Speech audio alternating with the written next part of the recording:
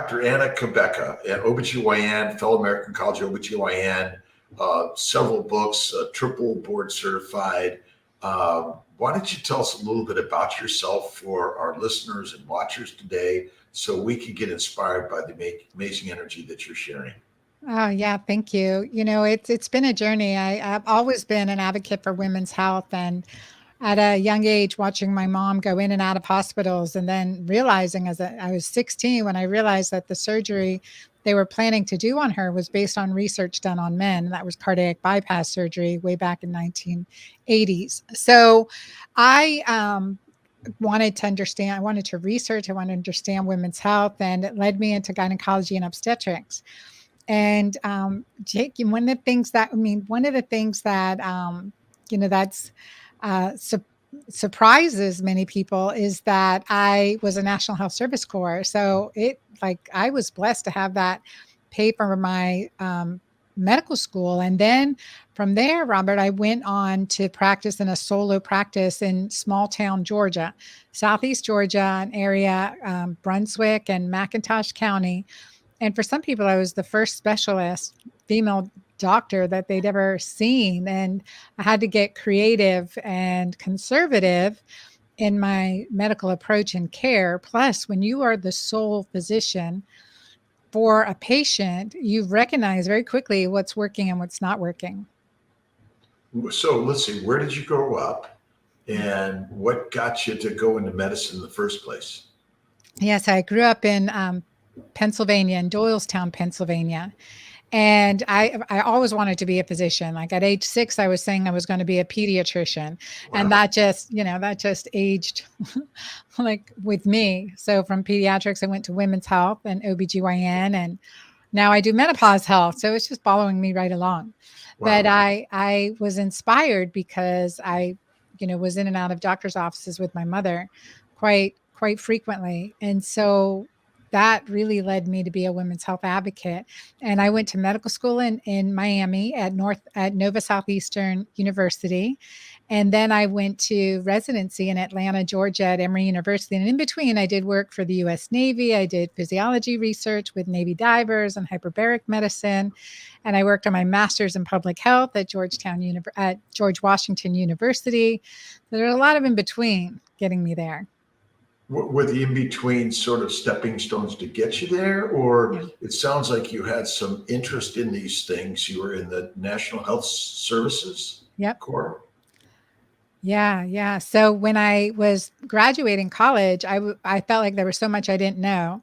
And that's why I wanted to do some research. Plus, I had no idea how I was going to pay for med school. So I needed to save money and work. So I worked full time, went to school, working on a master's. And since I started college, I started working when I was 13, Robert. So, I'm, not shy to work. And I think I was entrepreneurial as a young kid. So, but at 13, I started working. I was also candy striping in a hospital. Do you remember the red and white uniforms? And was candy Absolutely. striping at 14 through 16. And then I was volunteering on a hospital and waiting tables. And while I went to school and then college, I always worked and went to school at the same time. So to get that, I finally said, after 3 years of doing research and working for the government and then for Wyeth Erst, I decided I just got to get in and go to med school. And so I was blessed to get into Nova Southeastern and blessed to get the scholarship, full ride scholarship. Wow. Beautiful. Yeah. Tell us a little bit about your mom, because I was watching a little bit of your story, and that must have had a significant effect on you and your drive and direction to help women. Yes, it absolutely did. It's the eyes are wiser when they look backwards, right? Yeah. So what I saw my mom go through, I didn't understand it at the time, but what I saw her go through was postpartum depression, being first, moving as an immigrant to the US, and all her family was in the Middle East. And so she came, married my dad and came to the US and had us very quickly, 3 kids in a row after 2 miscarriages. And she then had postpartum depression. From there was put on medication called Elavil, which we know can cause insulin resistance. And she had, I'm telling it to you as I see it from now, not as, of course, this evolved, but Yes. Elavil can cause insulin resistance, and she has diabetes. I have diabetes on both sides of my family, and she did on both sides of her family. So my maternal grandparents both died of complications of diabetes. And so in her 30s, I'll never forget this, she had a wound on her leg that wasn't healing. And that was the first sign that she had diabetes. They checked her blood sugar, it was in the, 300, 400. And she was put on meds for diabetes and the American Diabetic Association diet. Now, I was a young girl at this time. I was, in middle school, and I mean, I can remember this very clearly. And then when I was 16, my mom, again, the consequences. Here's your medicine for depression. Here's your medicine to help you sleep. Here's your medicine for diabetes, right? Here's insulin now for diabetes. Now here's medicine for cholesterol. And then when I was 16, she was 52, and they said she needed heart bypass surgery. And so I watched this, and my poor mom, she passed away at age 67, undergoing her second cardiac surgery. She never made it out of the Wow. OR. Wow. My age. Mm-hmm. I'm 67. Way too young. Way too young. Way too young. My sister died of diabetes at age 52, had it since age 4. And you see what again, as you said, that the eyes looking back to see what happened, not knowing what was going on at the time, and how these things are inspiration for today's work. Yes, absolutely. And so I can see that, right? The eyes don't see what the mind don't know. Now I can see that. I can see that happening in so many people. It was happening in me after I swore and promised my mom on her deathbed that I would never let that happen to anyone else or to me. I would figure out why this happened, because it didn't make sense to me. And, like how could all of a sudden, how could she not survive the surgery? The surgery was perfection, right? The best surgeons, and like what was happening. And the underlying reasons were hormone imbalance, inflammation, and adrenal dysfunction, adrenal hypofunction. And so that, I really started focusing on these things. And I was in the middle of my residency training at Emory University at the time. I mean, and so we weren't taught any of this, not to mention, like, she had no support around menopause, like with the hormonal changes, the fluctuations, no support. And that it just really breaks my heart to be able to see that I could have intervened so many places along the line. A physician could have changed her trajectory, and she could be alive with us today. So when was the aha moment? What was the aha moment that changed your trajectory into a standard OBGYN physician to someone who has shared ideas that are radical to the modern standard medical practice? I've always, since, with my mom passing away when I was in residency, and then I went right into private practice. I had three children, and I was working, 24/7, my private practice, like maybe 24 pager calls a day at night. And you know how it is, and especially doing OB. And so I was burning the candle at both ends. And where I'd made that vow to my mom, I didn't keep it for that time. I was still interested as food as medicine, watching one daughter who had, attention, could have said attention deficit. So I was like, oh, we got to find a good way around this. So I started getting involved in functional medicine and functional testing, because I was trained as a physiologist. So I was very interested in the mechanism of action of what's going on with their nervous system. So functional medicine made sense to me, understanding the root cause. And then before I knew it, I was struggling with post-trauma. I was struggling with early diagnosis of infertility, and then early menopause at age 39. And my hemoglobin A1C was climbing. I was stressed, depressed. My hormones were a mess, Robert, and I was over 240 pounds. And, it was I was right on that pathway. The spiral down. Yep. And so standard OBGYN, you're practicing, and the stress of what you're going through, yet your focus is still on practicing medicine, because I imagine you're one of those that really takes it to heart, your patients, what's going on with them. You then went on to integrative medicine, into aging regenerative medicine. Yeah. Tell us a little bit about your drive into that particular area. Because I wanted to understand the underlying issues, the root causes, the hormones, inflammation, the cellular changes that were happening, right? So always been a great student and great researcher. And that just, adding fuel to the fire. And I think it was that devastation, the devastation of finding myself in early menopause, being told I would never have another child, was a breaking point for me. And I took a sabbatical from my practice and traveled around the world. And it just seemed like God put people in my path, one after the other, that just spoke to my soul. And I learned from some of the world's most incredible indigenous healers with no formal education, as well as some of the world's leading scientists. And I learned about medicinal herbs and foods, and I started incorporating these things for myself. And before you knew it, I was having my period again. And before you knew it, I was pregnant naturally at age 41, having my daughter that I was told I would never be able to have. And that was the point where I came just passionate about helping my patients do the same thing. And this is where I say your diagnosis is not your destiny. Your prescription is not your description. Get to the root of the issue, and you're in power. Well, I was in a surgery for about 3 hours the other day, and a medical student, I was asking some questions, and one of my comments, she basically said I'm wrong, and because of her formal education. And I'm wondering if our formal education actually closes our mind to the options, the opportunities of healing through those without formal education, as you mentioned. I remember sitting on a bus with a fellow resident. We were going to take our board exams. And she said, I've spent $200,000 and the best years of my life to be pimped out by pharma. And that was like, we had been commiserating at that point.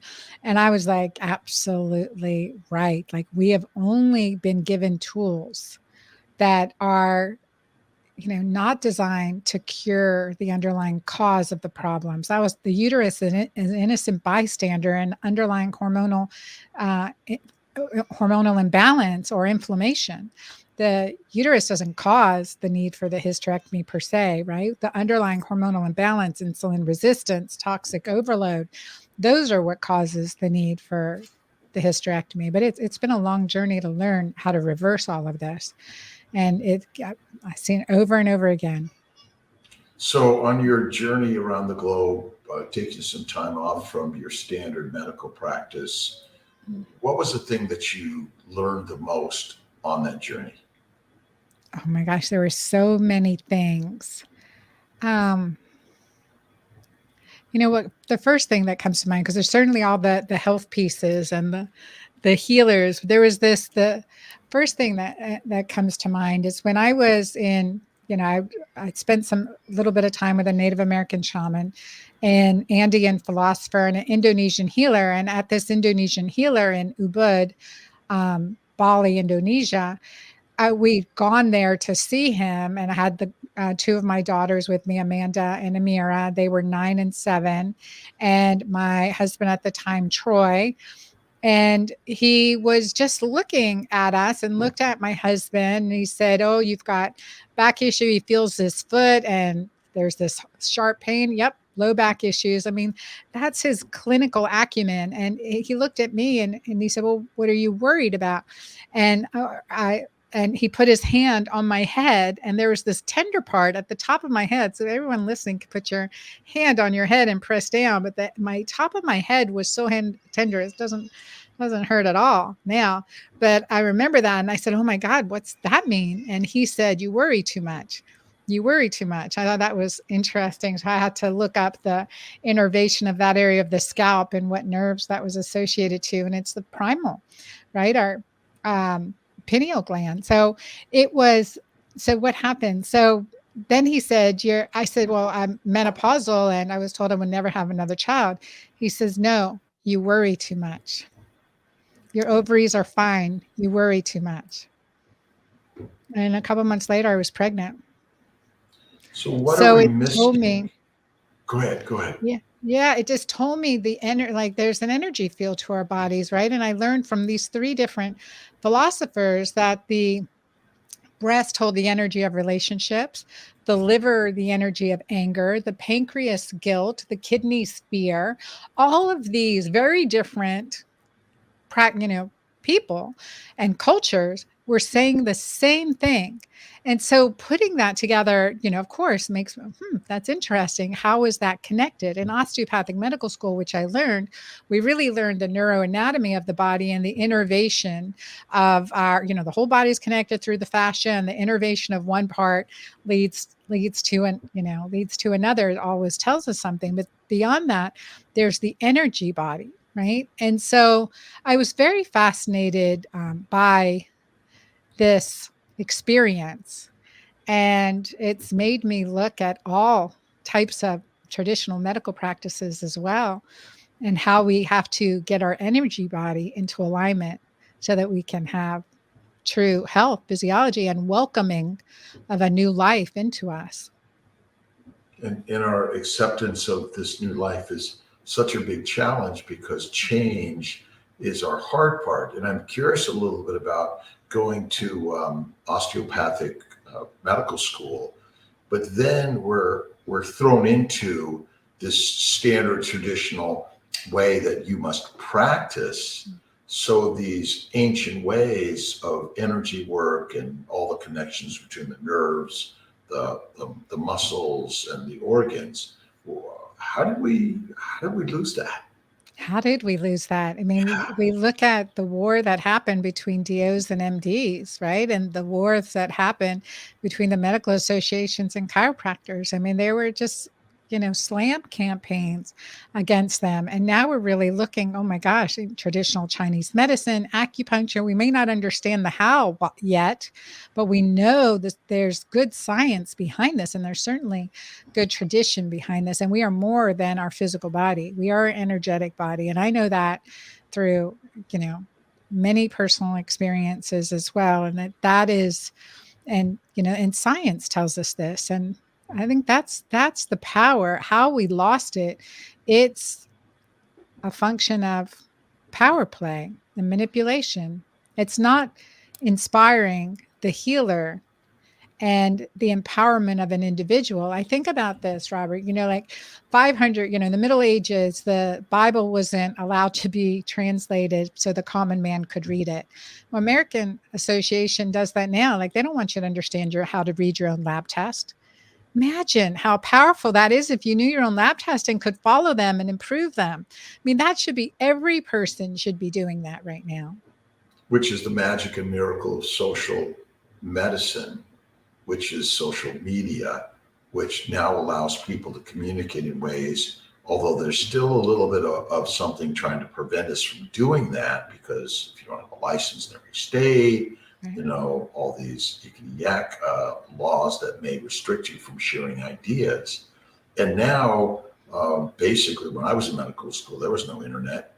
And now everyone has access to the internet and to much more knowledge than you and I probably had when we were in medical school today. And, do you think, I'm curious, do you think that that's an impediment to a physician being able to really do their job, really understand what's wrong with the patient? The fact that we have like the internet, the reliance on lab tests. And I asked this because as a medical student, I helped create an international exchange program with Egypt. And I went to practice in Egypt for a summer, and they didn't have textbooks handy. They everyone was at the library for a textbook, would memorize what they needed to memorize, and then they could see by clinical exam, yep, that person coming in the door has schistosomiasis, that person has cirrhosis, that person has blood sugar issues, that person has blah, blah, blah. I mean, because they could, your clinic, they were so good clinically. Like I am still so impressed to today I haven't found an American trained person that's as good clinically. There's some very, very close. And I would like to think I'm one of them, but whew. I think our problem is that we spend so much time in just learning science And we didn't really spend enough time understanding the spirit and the scientific connection between people. And I think that the medical school today, and the same thing when I was going there, was focused on let's learn all these pathways, but we didn't learn the people ways. And really, I think we need much more time and listening and learning from the patients directly and from astute clinicians that have a lot of experience in that. I trained at UC Davis with mostly family practice doctors, which were doing that. But then beyond that, it was really, what are the numbers, and it was hidden. It's not open access, and there has to be much more open access for everyone today. And that's the beauty, I think, of what we're doing today and sharing these stories, your books you've written, and helping people through personal one-on-one counseling and coaching. And there's so many more people we can connect with through these modalities than we do through our standard one-on-one medical practice. So true. Yeah. So tell us a little bit about your books and how drove you to one, MenuPause, and the books on nutrition, Hormone Fix and Keto-Green 16. Yeah. So my first book is the Hormone Fix, and I always say it takes more than hormones to fix your hormones, because I studied hormones, bioidentical hormones, and working with sexual health from the 1999, so a long time. And I recognized in my own journey too that it takes more than hormones to fix your hormones. You have to detox, you have to heal the gut, or I cannot get your hormone doing well, right? You've got to heal the gut, and the vagina is an extension of the gut. If I want you pregnant, I need a really healthy vagina, right? And you need to be insulin sensitive. We need to create an alkaline urine pH. We need to create an environment that's safe and healthy certainly for pregnancy. And also, so the Hormone Fix, as I wrote this and discovered what I call the Keto-Green way, getting optimized with insulin, cortisol, and oxytocin. Those are my triad of hormones. So that I've recognized that as I did that, I was getting rid of over 90% of the patient's symptoms within a couple weeks, things they'd struggle with for years: hot flashes, inflammation, aches and pains, migraines. All this stuff was starting just to go away. And that was my story too, part of reversing menopause. And so that first book, The Hormone Fix, also, it's my magnus opus, Robert. It goes into toxins, it goes into vaginal health, it goes into stress, cortisol, oxytocin connection. It really is just a powerful book. And then I elaborated from there. I went on to Keto-Green 16. So a 16-day plan with 16-hour intermittent fasting, and tried to keep the recipes much more simple, so the shopping list wasn't so crazy. And then MenuPause, recognizing as people get stuck, we do this Keto-Green lifestyle, and then we hit a plateau or where it's not working here. What do we need to pause in addition? So MenuPause is 5 6-day menu plans, each one pausing something different. So there's a Keto-Green extreme plan, a vegan Keto-Green plan, a carnivore type plan, a cleanse, and a carb up plan, because sometimes we've got to carb back up. So having that metabolic flexibility, and that it's been fun to write all of them, and especially MenuPause, because it's such a pretty book with great recipes and short, quick fixes, which of course we all like. And my program was online in 2014, late 2014, called Magic Menopause. And so by 2017, a New York agent had reached out to me and said, we want that menopause diet book. And so that's when I started. That's what the Hormone Fix was intended to help with: the hormone transition, perimenopause, and menopause. And so it's been fun. This is, I see you're having a great time, and that you see it in your smile, your energy, all of your products you're putting out there. They have such an attractive, beautiful, energetic nature, and I think that's so important, because it has an artistic flair, because people like art. and beauty. And is that something you think that we begin to miss as we're focused on work and family, but not ourselves? Do you think? I think that we start to get, like they say, when you're so into the details, you can't see the whole picture, right? Like you have to step away from the picture in order to get the whole perspective. And I think that's how we can be when we're so driven, so focused on one thing. We're not seeing the beauty that's all around us. I know So that was true for me. That was it's true very, for me for a time. as if, and I always say there's really nothing to fix. Everything's already perfect. But the challenge is to see that, and then the fix will come. Hmm. And do you kind of see a similarity that maybe we focus on the worries and the problems, but we don't see the wonder and the beauty of all of it? I think you're absolutely right. And I think, I mean, I'd ask you, do you think women have a harder time seeing the beauty than men do? Because when I was coaching my girlfriend doctor club. It's our private community club. And I was saying, when you look in the mirror, what do you see? What's your first thought when you go by a mirror, when you look in a mirror? Is it negative or positive? And the majority of people said they have a critical thought in our women's group. And I always say, women will they'd be looking amazing, looking gorgeous, and they'll find the one thing that they don't like about themselves and focus on it. Whereas a man might go by that same mirror and think, oh, God, these great biceps, don't I look good? And they're totally missing the beer belly or whatever. And I think women especially, so really it's for me as well, it's been a process to retrain. When I look at the mirror, focus on what I like, focus on my eyes, focus on something that I like and positive about myself, so that, there's that, positive reinforcement as I coach myself through, this second spring of my life. Well, so do you think in general women tend to be more negative about themselves than men? Is that sort of our biggest challenge in society? I think so. Yeah. Where does that come from? Is I it think instinctual, or is it sort of that pervasive marketing that you're not perfect and here's what you need to be perfect? Right, right. Here's how to cover up how you really look. I think, and I've done some research into this, and as well as the physiology. If you're suppressing a woman's hormones, she's not going to be as attractive to someone else as if you weren't suppressing their hormones, right?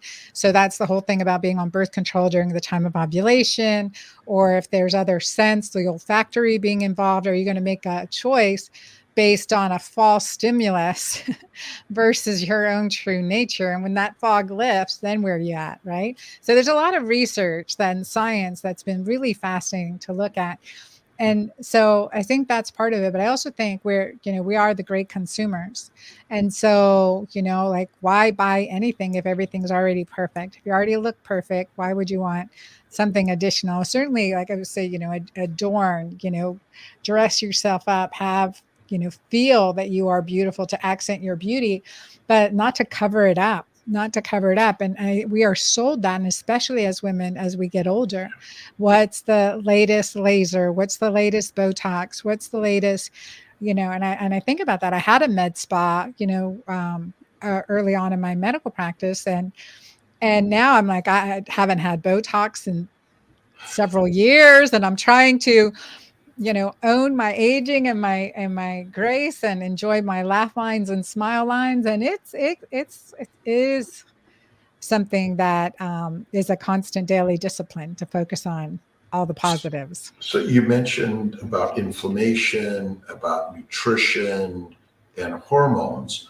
Where's the tie-in there? Mm. Where would you take the top thing to touch for someone in making these changes to improve their attitude, their feeling, their life, their health, their wellness, their hormones? Yeah, physiology affects your behavior. So getting really clear, right? So physiology affects your behavior. And so it's a multiple things. And in my programs in the Keto Green way, we always are focused on, like, first thing I want is my clients to get an alkaline urine pH. And alkaline urine pH is associated with higher heart rate variability.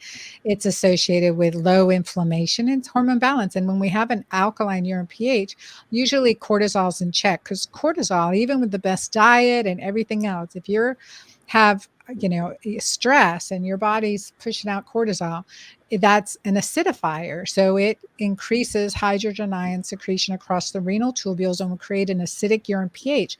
And so that works to, especially again for women who have 10 times less testosterone than men, can put us in a catabolic or breakdown state quicker.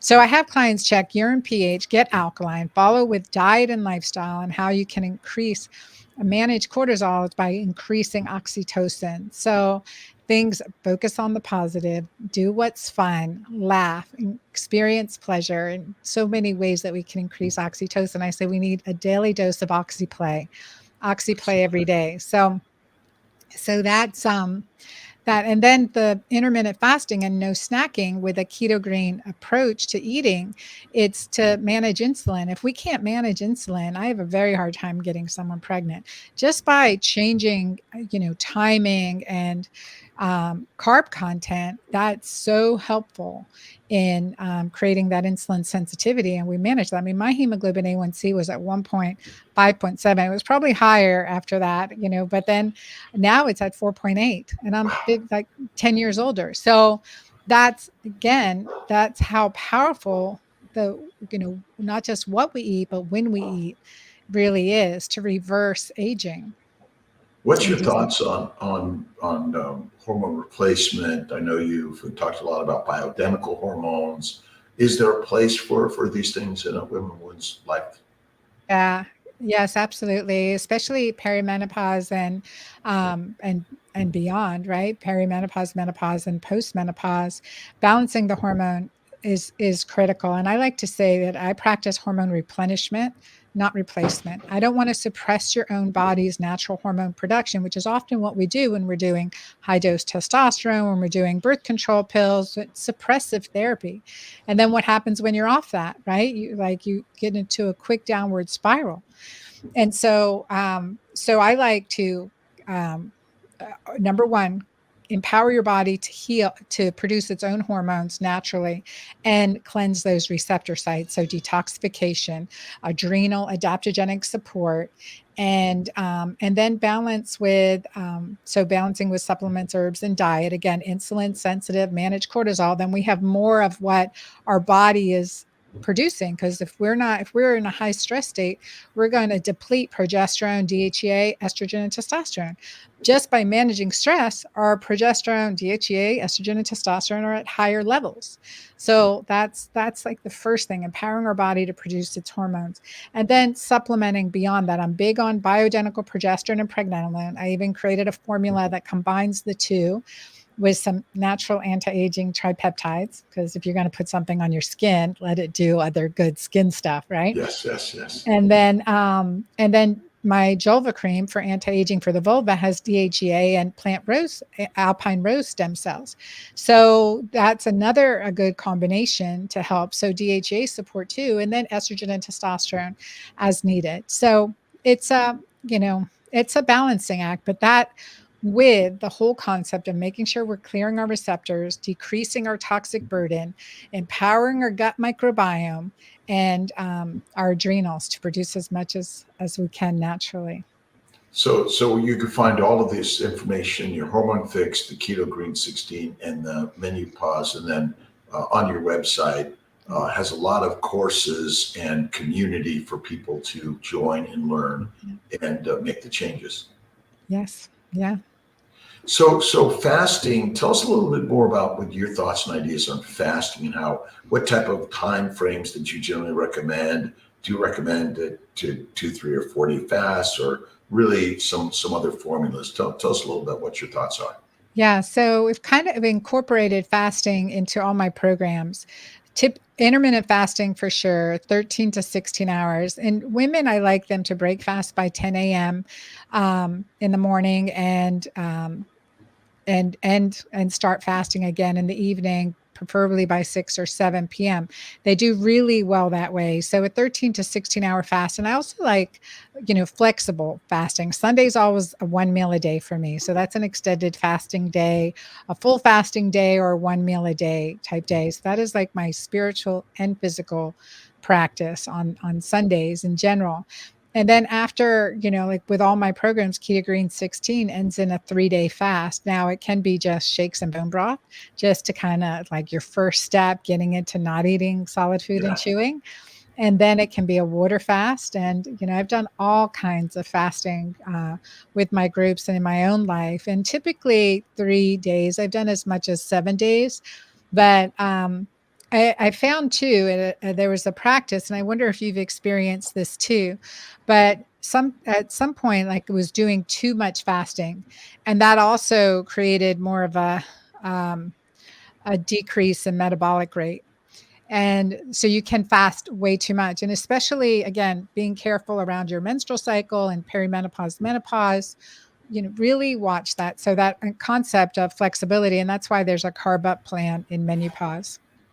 I think fasting is natural because finding food was hard, but you wouldn't necessarily intentionally fast for 3 to 4 weeks. You might, and even 3 to 5 days would not be intentional because our drive to find food is so great. We would do the work. Now we have the access to food so much, we don't know how to sort of stop, and that's our biggest challenge is Right. the drive to eat is powerful, and we don't know that there's no famine coming and those sort of things anymore. So that's our really biggest challenge. Tell us a little bit about activities outside of food and fasting and medicines. A little bit about maybe art and play and horseback riding. I know you are interested in horses.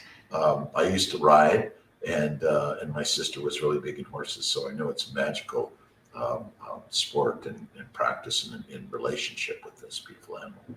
They're amazing. Horses are amazing animals. I loved them from when I was a young girl, and there was a farm behind the one that where I lived in Doylestown, which had horses. So when I was done my homework, I'd run through the woods and go watch the horses and draw them and paint them and paint pictures of them. And I loved it. So when I had daughters, I wanted to get them involved in horses. My youngest one, um, Ava Marie, she really got into barrel racing. And then I started them in English saddles, but she got into the Western saddle and wanted to go fast and furious from 6, 7, she started competing. And now she's 14. But 2 years ago, we came to Texas so she could train with a pro rodeo trainer. And before you knew it, I'm buying a 33-foot horse trailer, a dually big old dude truck, and I'm hauling horses on the weekend. And now we live in Dallas, Texas. So it's been quite a journey. So doing things like as much as possible, getting outside with animals, that's oxyplay. That increases oxytocin. It's so good for kids and youth. I mean, a horse can tell when you're angry, agitated, irritable, and it's hard for me because I'll be on a business call and get my daughter to the ranch and I'm rushing or something, and the horse can tell. It's like, I don't want any part of you when you're like this. I'm like, oh yeah, I mean, let me change my energy. Then all of a sudden, it comes right up to me. It's really beautiful. So I used to snowboard and ski a lot. I took some time off. I'm back to snowboarding again, and sort of the joy of doing that is quite amazing. I ride my bike and I learn other things, but the importance is to do things outside of your day job Yeah. and be creative at every age of life. Hmm. Creative and curious. I think like that curiosity and that playful. Like I always say, I would have told my younger self not to take yourself so seriously. How are you doing on that? I'm working on it. So curiosity. Tell me about what you're curious about. Mm. Oh my gosh. Okay. I'm definitely curious about how how the energy, how our mental energy really affects our physiology. So I understand the physiology of like cortisol and stress physiology, but I think that there's so much beyond that. Like, how can we naturally increase our serotonin? How can we naturally increase our dopamine while we're naturally increasing our oxytocin in a safe way? How can we endogenously balance our hormones? So I'm really curious about that. I'm curious too to be able to meditate into a bliss state. Very curious about that. Um, find meditation very hard. That's why horseback riding and boxing are two of my favorite things. So like to just really be able to, I have to focus. And so I think that those are a couple things. How about you? Oh, well, I'm curious to learn, continuously learning, lifelong learning, and learning different things. And Yeah. I learned to fly airplanes about 10 or 12 years ago, and then I learned to fly a jet. And but I love the work of medicine, but I also love the why, what's going on, and the physiology and the in-depth nature of the human body. I'm still so curious. That's why I love this keto carnivore space, because the people in it are amazingly curious, and they bring such amazing ideas that I'm listening and learning to the so many people that talk about the science, and yet I ask a lot of questions, and I think a lot of the science is wrong. And then I because I think that's one of our problems. We were taught something, and then we think it's right, and then we hold on to it, and it becomes our truth, even though we're not curious about how did someone even figure that one out. And maybe they didn't, because much of science and medicine is theoretical and hypothetical, just like when you went back to the ancients and learned something about the basic nature of our belief systems. And I think maybe that's my real big curiosity is thinking. Why do we Mm. think the way we think? Why do we believe what we believe? And how do we become more open to opposite ideas and approaches? And I like you said something about energy. There's a sort of just an energy vibration, and maybe that's the hardest part. But I say lately, my best work is in my 90s, and I'm in my 60s, I and love it. and meaning that I hope to still do some good work today. But it's we're in so many ways. It's retiring. Well, aren't you going to retire? And sort of like, what am I going to do? And Yeah. so I think I'm just continuously curious about what's the next thing around the corner, as I'm learning more about the science of the human body, and the mind, and the in-depth nature of it all. And keto carnivore is sort of one aspect, but we all have our little things that we play, and we place on the playground, and we play around. And I'm hoping I don't get too bored with this. I love it. I don't think so. I think it seems like it's impossible to be bored.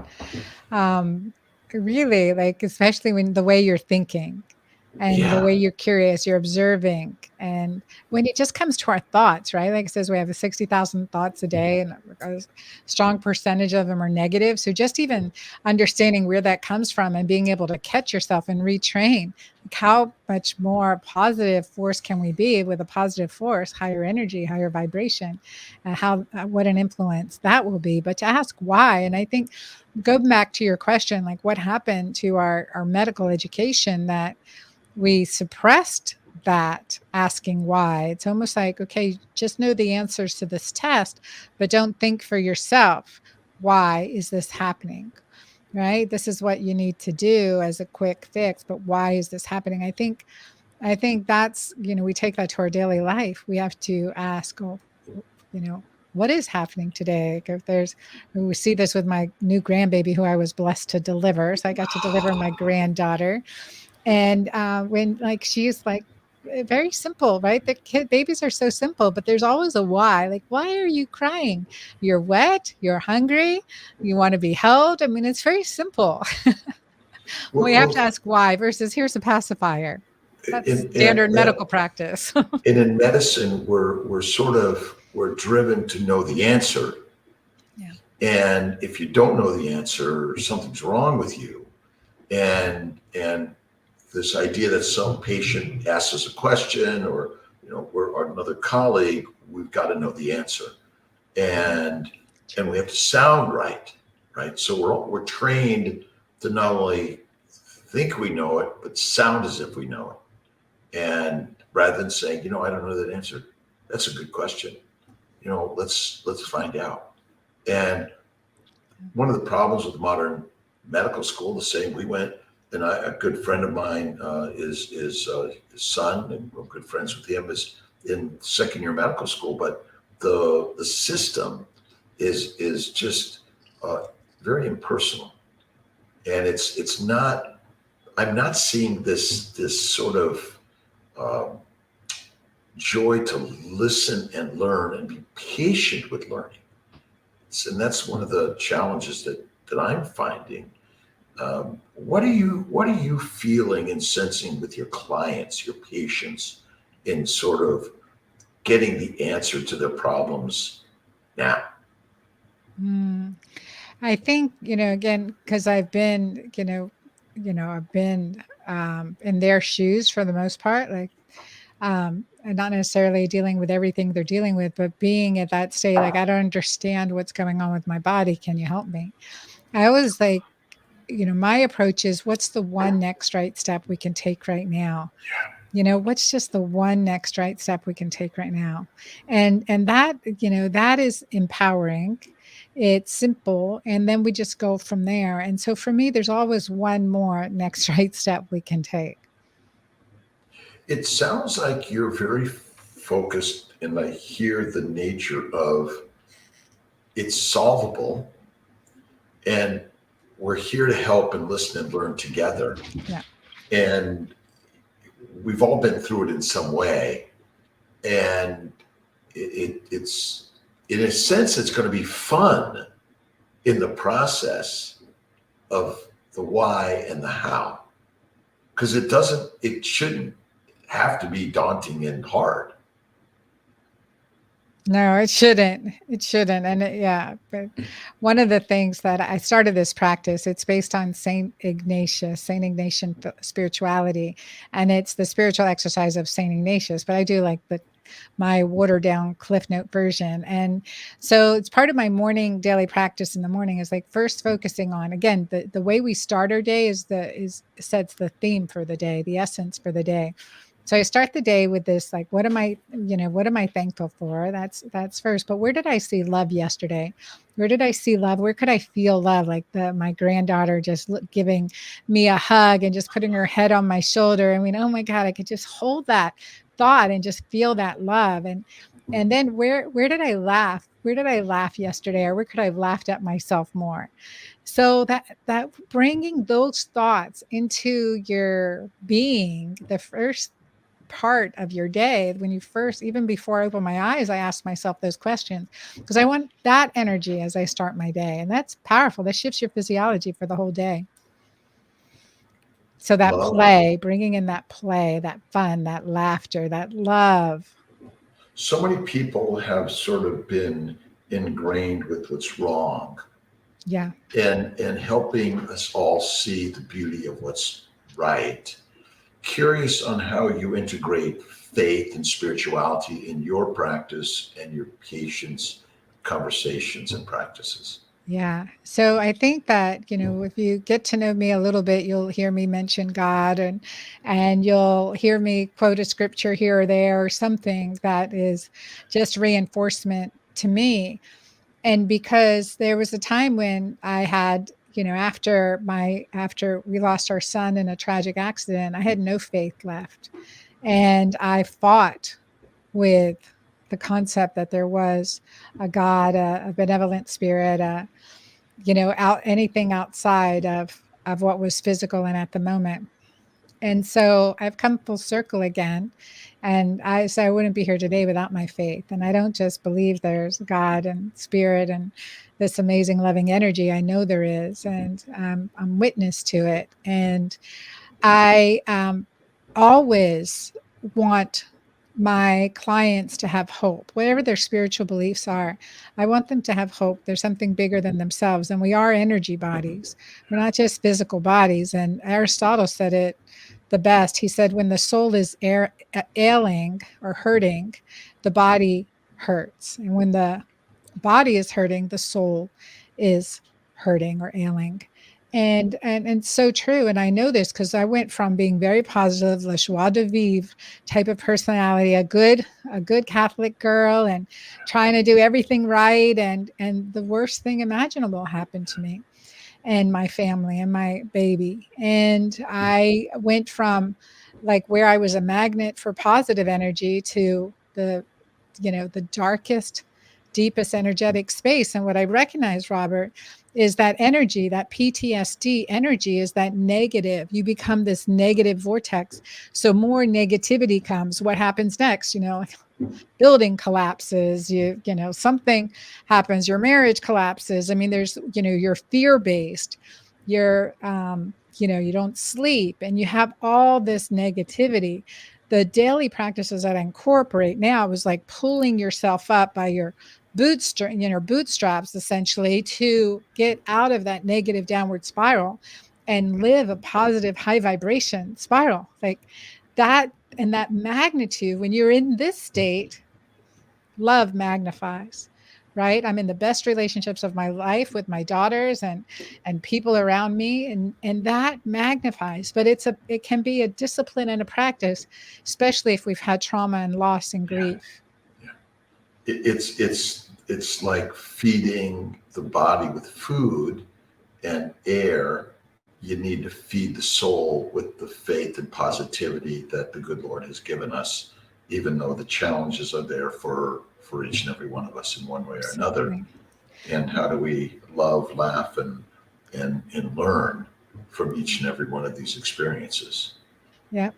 Yep, absolutely. I was on a stage recently speaking to a longevity group called Da Vinci 50, and they're all there, regenerative medicine, anti-aging, stem cells, massage there. I mean, it's really impressive. And I went up and my topic was, talk about oxytocin. And I said, if there is, we can have all these regenerative techniques, live a long life, but if there's not love, right? It says in the Bible in Corinthians, if there is not love, you are but an empty gong or a clanging cymbal. And if there's not love, what's worth living for? So how do we want to live? And it starts now. And oxytocin is the most powerful longevity hormone there is, and we make that for free. So I think that's a really important piece. And it says too, in the Bible, it says that all things work for good for those who love him. They didn't say all things are good. Right, I just had to read that a few times. Yeah. I'm like, okay, maybe that'll help me get through the next tough moment. But The word in the beginning was the word is, always will be, God. And I think that's the part of Western medicine that we have missed, is the conversation about God and faith. Because in all my patients, they all believe in God or a higher power, and they all have a spiritual connection. And most, 99% it seems, there's a language that we can speak that we're not speaking in our scientific experience, right? So what's the drug? But ultimately, it's the smile, the look, the hug, and sharing those stories that we all can love, laugh, and learn together. That helps us, because heartache, as you said, is part of life, and yet there's a magic to the mission, I think, that God has given us to continuously be reborn and start the day with the positive. And we've been so directed to listening to the news and the worry of the world, and then go through the relationship problems, the money problems, the work problems, the body problems. And in medicine, we have a problem list, right? We don't have a a positive list, right? We have all your negatives. How do Right. we change that in medicine? Oh my gosh, I know we have to create a whole new medical system society. I think one of the things is when I created my assessments, I always had like a head to toe assessment. So what's mental, spiritual? What are the issues here? What's our goals? Nutrition. What are the issues here? What's our goals? Detox, hormones, sexual health and function, physical function. Like those were key areas that I focused on because I wanted to say, okay, in these realms, what are the issues? Again, problem focused, but what are the goals? What are the goals? And so I think it's that, I just did with my girlfriend doctor club community. We made our future boards or vision boards, right? Like put down in the vision. Don't think, how is it going to happen? Just do what's the vision, right? What's the possibility, what's the passion, the joy, what lights you up? And let's get that down in a concrete way on paper and pictures. And I think that's what we have to do. And we have to help our patients see the possibilities that are, that the good possibilities versus, hey, you've got diabetes. That means you could lose legs, eyesight, kidneys, then you can't eat any sugar anymore, right? That's one way to look at it. Or you can say, hey, you've got warrior genetics because you're really efficient and we need to create insulin sensitivity. And so in order to empower your warrior genetics, we've got to do intermittent fasting and cut way down in carbs and build some muscle because you were designed for muscle and leadership. So let's work on, let's work on these genes. There's two different ways to approach the same presentation. So in you're not in a standard practice of medicine anymore.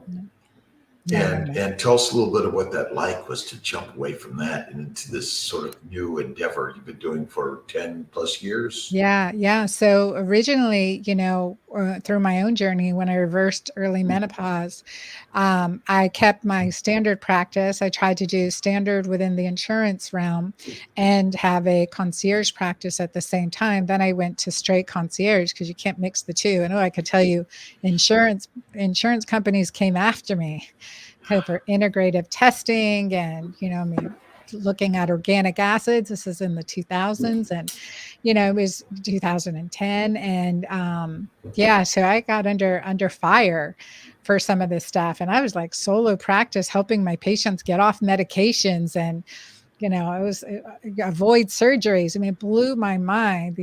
Seriously, mafiosa medicine. Physicians are under that. And I would tell my clients, if you have an insurer that, that's a middleman between me and you. It's like having an attorney, right? That is a middleman. And I don't want to work that way ever again. So I am direct to a client, but now I teach physician practices. So I love coaching physicians and my colleagues and help them with their difficult patients. And that's the best way I can use my time now. And in my online community is staying connected with women from around the world that are taking their health into their own hands and feeling empowered, able to read their own labs, able to manage their lifestyle, the keto-green way, and feel empowered and use like some of the solutions certainly that I've created as well as others have created to help them along in this journey naturally. And that's the empowerment piece that I'm really blessed because I always think, my mom was an immigrant to the U.S., married my dad, a military man who worked two jobs. And like my mom couldn't afford a physician like me. Let me train, like do what I can, like what we can to train other like-minded physicians or willing physicians and then empower as many people as I can to feel healthy and vital.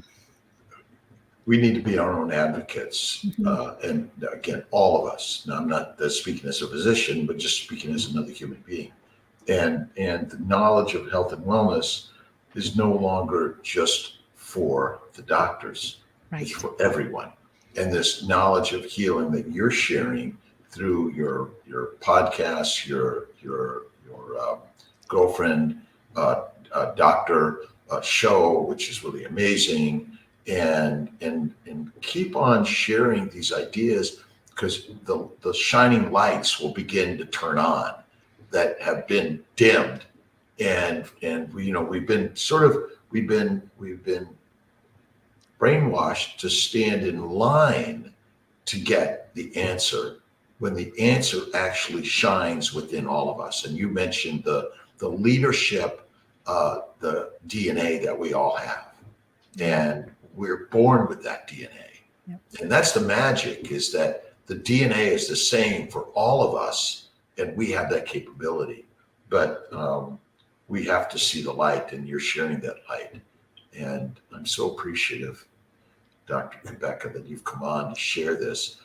Just one quick word on your show that you've been sharing with people, and how people can find that, and what's the mission there. Yeah, so it's just to have conversations like this one. But I would tell you, Robert, that I've shared things with you that I typically don't share. So we have gone deep. And this has been an amazing interview. And I like to do the same thing. I like to learn. And I'm, again, curious about people, speaking to people from different perspectives or like-minded. It's just a meditation. I mean, it's good for my soul. It's so good for my soul. And sharing that information, bringing the cutting edge into the lives of individuals, because otherwise they're not going to get it through standard medical care for another 20 years. So doing my part, and also just staying on the cutting edge, having fun conversations. So I do the Girlfriend Doctor show mostly for me. But it's been going great. And so that is at my website at dranna.com, on my podcast page, as well as anywhere, Apple, Spotify, iTunes, Podcast Addict, all those good places where you can listen to it. Well, I had never met you before, and I was invited to the Keto Symposium in New York last year, which was really amazing. And I think it's going to happen again this year, and hopefully everyone's going to be there and everyone should show up. But you came on stage without slides, and I think you were asked to sort of keep it short. But I was impressed and felt and saw the personal stories that you shared that made everyone feel like we were your best friend. And you were sharing a really deep personal story, as you have today. And I really feel blessed and honored to be part of your story, and have met you, and keep on sharing this, because I think it's so important in medicine, health and wellness. Let all of us humans, men and women alike, young and old, need to feel and know that the energy is within them, and God is deep within all of us. So, Anna, thank you. That is so beautiful. Thank you. Thank you so much. It's been an honor to be here with you.